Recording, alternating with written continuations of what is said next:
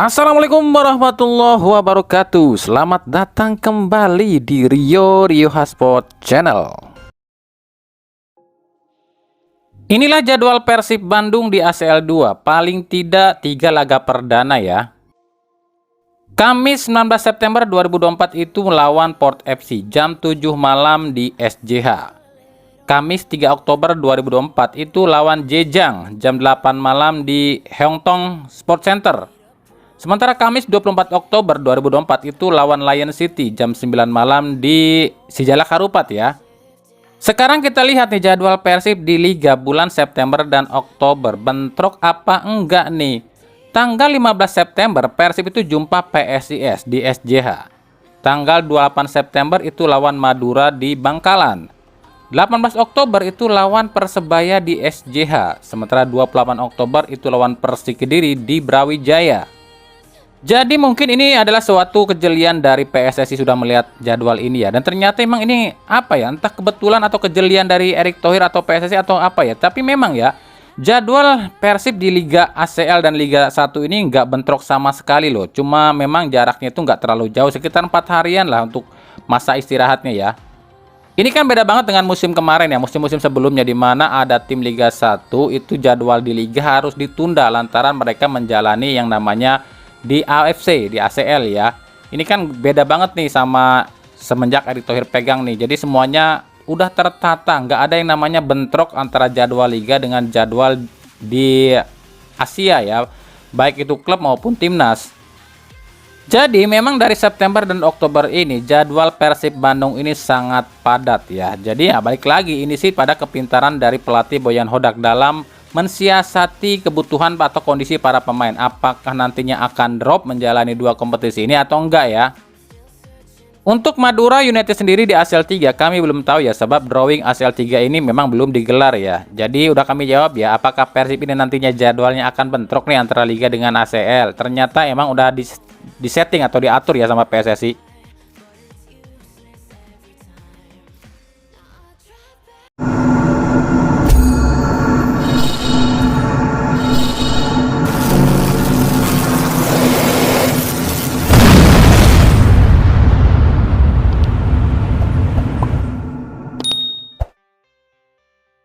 Dari timnas Indonesia, tak dipanggilnya Jens Reven dan Welber Jardim di skuad U20-nya Indra Safri ini menimbulkan tanda tanya nih, kemana Jens Reven dan Jardim? Apakah mereka ini masuk ke timnas senior? Ternyata enggak ya, Reven dan Jardim memang nggak dibawa oleh Indra Safri di timnas U20. Bukan lantaran Reven dan Jardim ini naik level ke timnas senior lu ya, tapi memang dua pemain ini lagi ada kompetisi di klubnya masing-masing. Nah, soal kenapa Reven dan Jardim ini nggak dipanggil Sintayong ke timnas senior baik Piala Dunia maupun AFF. Seperti yang kami bilang, Reven dan Jardim ini tuh harus lewati step by step dulu ya, biar nggak langsung loncat nih dari U19 ke senior, tapi mungkin ke U23 dulu kali ya. Nah, berikut pernyataan dari Indra Syafri. Kemarin Coach Sintayong mengatakan Jens Reven itu belum waktunya untuk promosi ke tim senior. Kalau dari Coach Indra sendiri tanggapan gimana? Sama saya 2013 sudah punya lebih bagus, buah itu matang di pohon, itu lebih oke daripada kita nanti terlalu memaksakan untuk mereka bermain di sini. Makan di federasi ada Piala Dunia U17, mereka matang di sini, dia naik ke U20, dia matang di situ, baru ditempa oleh pelatih timnas senior Tursin di U23 dan senior. Ya kalau kayak gitu, pertanyaannya adalah kenapa Rizky Ridho, Pratama Arhan, Marcelino, dan beberapa pemain di timnas U19 itu bisa dipotong ke timnas senior nih ya. Ya balik lagi kalau soal itu ya, itu soal kebutuhan tim dan kualitas si pemain. Arhan, Ridho, Lino emang dibutuhin di timnas senior dan kualitas mereka pun sudah teruji baik di timnas maupun di liga. Sebab Lino, Arhan, dan Ridho kan memang main di kompetisi utama Liga. Beda dengan Reven dan Jardim yang masih bermain di level U21-nya liganya. Jadi butuh pengalaman yang lebih. Lagian kasihan juga sih ngelihatnya Jens Reven dan Welber Jardim kalau langsung naik ke senior. Takutnya nanti kalau di timnas senior bapuk, dihujat lagi. Wong Rafael Struijk, Ivar Jenner aja tuh sempat dihujat kok karena bapuk di timnas senior. Jadi Sintayong nggak mau hal ini terjadi pada Reven dan Jardim, biar mateng dulu kali ya. Jadi intinya gini deh, secara singkatnya rencana atau program Erick Thohir itu seperti ini. Kita kasih contoh dikit aja ya. Jadi Erick Thohir itu inginnya timnas ini ada generasi penerusnya. Jadi di 3 kelompok usia timnas ini nggak akan kehabisan pemain, ada stoknya di slotnya masing-masing. Ya, ini posisi U23, U19 ataupun senior ini ada posisi yang sama gitu. Jadi bisa tertutupi lah. Contohnya nih ya, di posisi kiper nih, di timnas senior mungkin ada Martin Paes. Ketika Paes habis, ada pelapisnya nih. U23 itu ada Hernando Ari. Dan di U19 ada Ikram Al-Ghifari. Jadi ada continue terus loh di posisi ini. Di posisi back pun demikian. Di U19 kan ada Kadek Arel nih. Nah, naik ke U23 ada namanya Rizky Ridho. Di timnas senior ada Jay Ijes.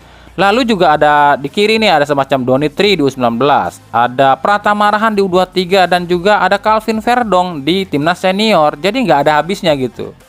Gelandang pun sama, di U19 ada Welber Jardim, di U23 ada Ivar Jenner, sementara di senior ada Tom Haye. Begitu juga di striker nih. Di 19 ada Jens Reven, di U23 ada Rafael Struwik dan juga di senior ada Ragnar Oratmangun.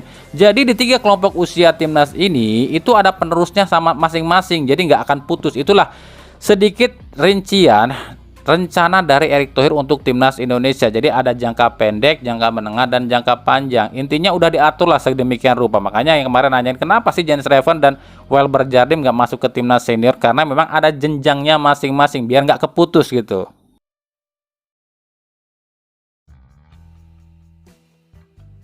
Di upacara bendera di IKN 17 Agustus kemarin, yang menyita perhatian itu bukan cuma ini pertama kalinya upacara kemerdekaan RI itu digelar di Istana Baru di IKN, tapi juga ada penampakan cuy. Wow, penampakan apa ya? Yakni penampakan 4 sosok pengusaha terkaya di Indonesia, dan 2 diantaranya adalah anggota klan 9 Naga yang terkenal orang paling kaya di Indonesia. 4 sosok yang tertangkap kamera yang ada di IKN kemarin adalah Sugiarto Aguan, pemilik Agung Sedayu Group, Prajoyo Pangestu, pemilik grup Barito, Franky Wijaya sebagai pemilik dari Sinarmas, dan juga Garibaldi Thohir, pemilik grup Arada. Nah, jika ditambah Erick Thohir, siapa aja sih dari 4 pengusaha terkaya Indonesia ini yang memiliki bisnis di sepak bola? Tentu saja yang pertama adalah Garibaldi Thohir alias Boy Thohir sebagai pemilik dari Dewa United dan Nusantara United. Lalu ada juga Prajoyo Pangestu sebagai pemilik klub Barito Putra. Nah, pertanyaannya adalah apakah Sugiarto Kusumo atau Aguan ini akan berkecimpung di sepak bola, dan apakah Franky Wijaya pun akan berkecimpung di sepak bola? Ternyata 4 sosok ini berada di IKN kemarin karena mereka lah sponsor utama atau penyebab utama Piala Presiden kemarin punya hadiah yang sangat besar. 4 sosok inilah dibalik gedenya sponsor Piala Presiden kemarin lo ya. Sponsor Piala Presiden 2024 kemarin itu adalah Sinarmas, Agung Sedayu Group, Barito Pacific, Astra Indonesia, MTEK, dan Adara. Makanya wajar ya, juaranya hadiahnya itu sangat gede. Wong yang jadi sponsornya juga orang-orang terkaya di Indonesia kok. Adaro Group itu udah punya Dewa United ya. Barito Pacific udah tau lah, Barito Putra. Terus juga bagaimana dengan lain? Astra Indonesia itu udah ada ya, yakni di Persib Bandung. Seperti kita tahu lah, Glenn Sugita adalah bos utama dari North Star Group, di mana di bawahnya itu ada yang namanya Astra Group. Berarti dengan kata lain, ya, bosnya utama Persib ini tuh salah satu sponsor utama Piala Presiden kemarin loh ya, dengan membawa nama Astra.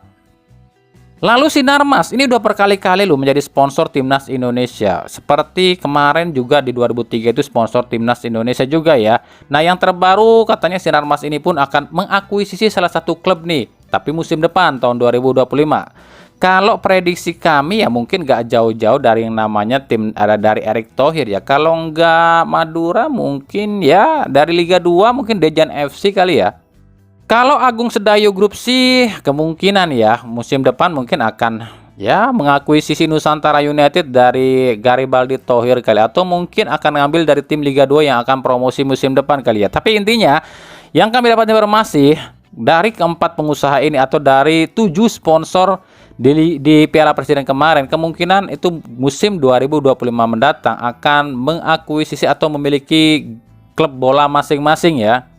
Makanya sering kami bilang, tunggu di 2025 akan ada kejutan besar di Indonesia, termasuk dalam sepak bola. Nah, sekarang udah paham ya, kenapa kami sering bilang Erick Thohir ini bukan orang sembarangan loh ya. Sebab selain Erick Thohir ini koneksinya sangat luar biasa di dunia, di belakang Erick Thohir pun ada yang namanya 9 naga, yakni 9 pengusaha terkaya di Indonesia yang mengatur ekonomi Indonesia sejak 1 dekade belakangan ini. Jadi akan sangat sulit yang namanya menyingkirkan Erick Thohir.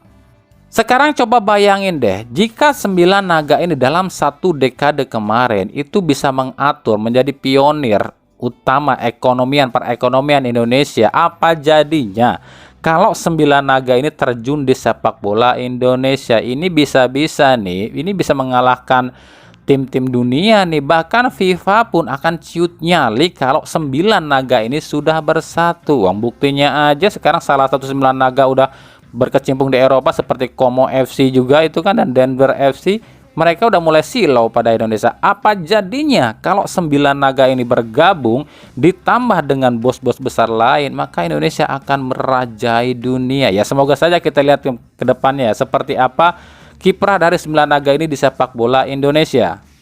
Makanya kalau prediksi kami musim 2025 mendatang ini akan banyak banget kejutan. Selain tim ibu kota akan berubah dari Persija ke Nusantara United yang akan naik ke Liga 1 musim depan, juga satu tim lagi yang dari Liga 2 adalah Bayangkara FC. Sementara satu slot sisanya ini akan diperebutkan nih antara Rans, Persela, dan Parmel FC. Tapi apa kita akan lihat ya, apakah benar nggak sih prediksi kami nanti?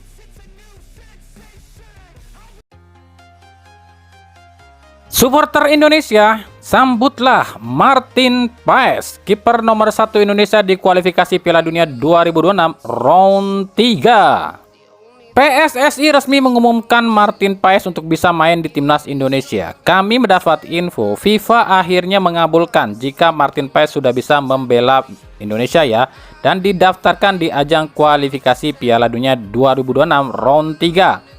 Tapi patut diketahui, info yang kami dapat ini bukan karena ada bantuan dari KNVB atau apapun loh ya, tapi emang atas kerja keras Erick Thohir dan juga Thohir Brothers, dan juga bantuan dari Presiden Indonesia serta beberapa pengusaha kaya Indonesia yang membantu pengurusan proses dari sidangnya Martin Paes. Jadi bukan karena KNVB loh ya. Betul, memang KNVB akhirnya melunak dan meluluh soal menggugat Martin Paes, tapi bukan lantaran ingin ngebantu Indonesia loh ya, tapi memang ini ada campur tangan dari pemerintah Indonesia dan 9 naga yang di belakang Erick Thohir yang mendesak dan meminta dan membantu akhirnya Paes ini bisa dimenangkan oleh Erick Thohir dan PSSI.